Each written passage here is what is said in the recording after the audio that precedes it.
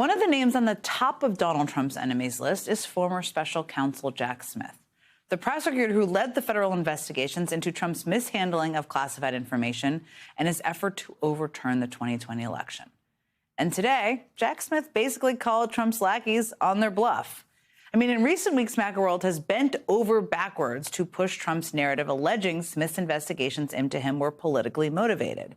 The chairman of the Senate Judiciary Committee, Chuck Grassley, even put out this press release accusing Smith and his team of spying on Republican senators, something that Grassley and others have attempted to characterize as, quote, worse than Watergate. But as Grassley's own press release concedes, the, quote, spying wasn't wiretapping at all, as some have repeatedly claimed falsely.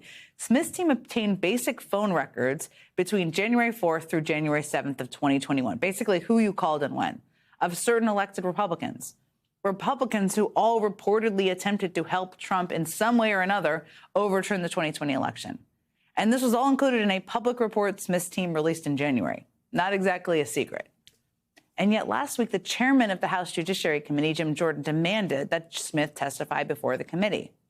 Earlier today, Jack Smith said, sure thing, I'll do it. Happy to do so at the earliest convenience. I'm happy to come on down, adding that if he's going to testify, it has to be in open hearings and not behind closed doors. And that's key. And based on some of Jack Smith's recent public comments, Republicans really shouldn't be too surprised. You need to be able to let the public know that you're a truth teller and you actually know how to do this.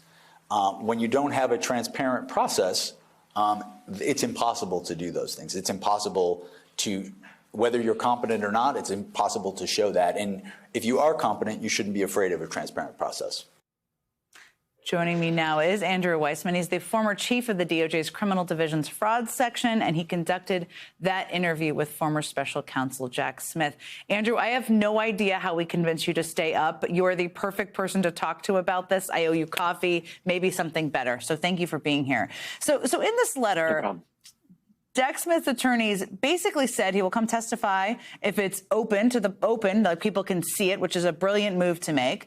He also asked for a few things, or his lawyers did. What did you make of his decision to actually call them on their bluff? I thought it was incredibly smart to say, you know what, if you want to hear from me, that's fine, but everyone in the public needs to hear from me. I'm not going to do a closed door session where the public doesn't get the benefit of seeing me.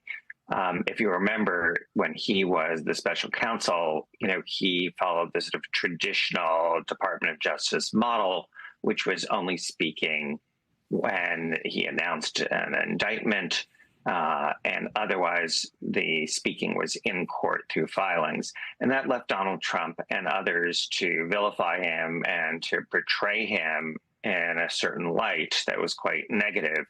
And I think it's just really smart for people to go out there, including Jack Smith, so that the public can make up their own mind based on the substance of what he has to say, but also get a sort of measure of the man and to see how he comes off.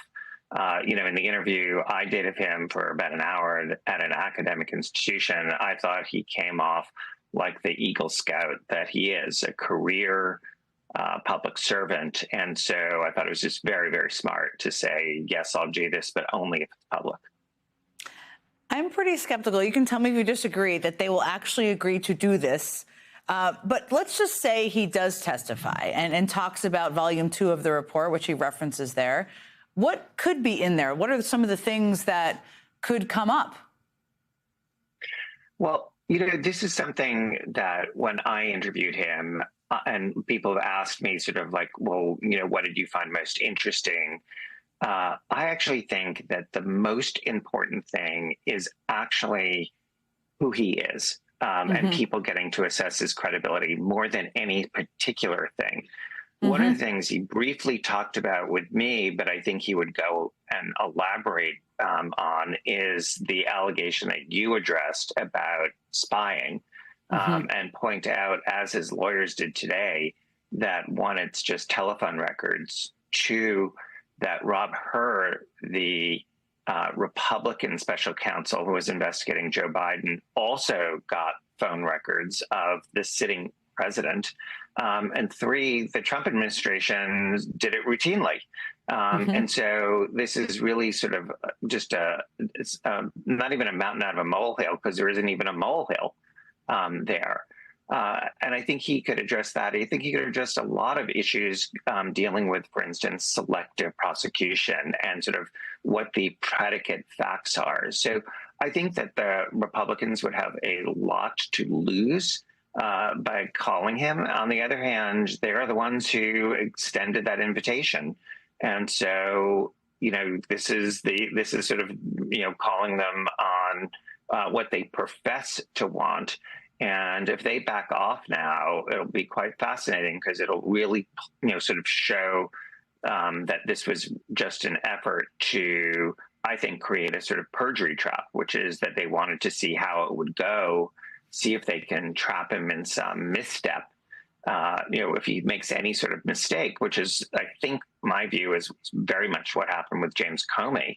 And this is basically saying, you know what, I'm willing to take that risk, but I'm only going to take that risk if there is the public can see it. And I just think that is so smart. And if, this is more in your area, Jen, but, if you are in the House or the Senate, how do you say no to that? This is someone saying that I think your constituents should see it. It seems like a very hard thing for someone in politics to say, no, we only want to do it behind closed doors so our constituents can't see what we're doing.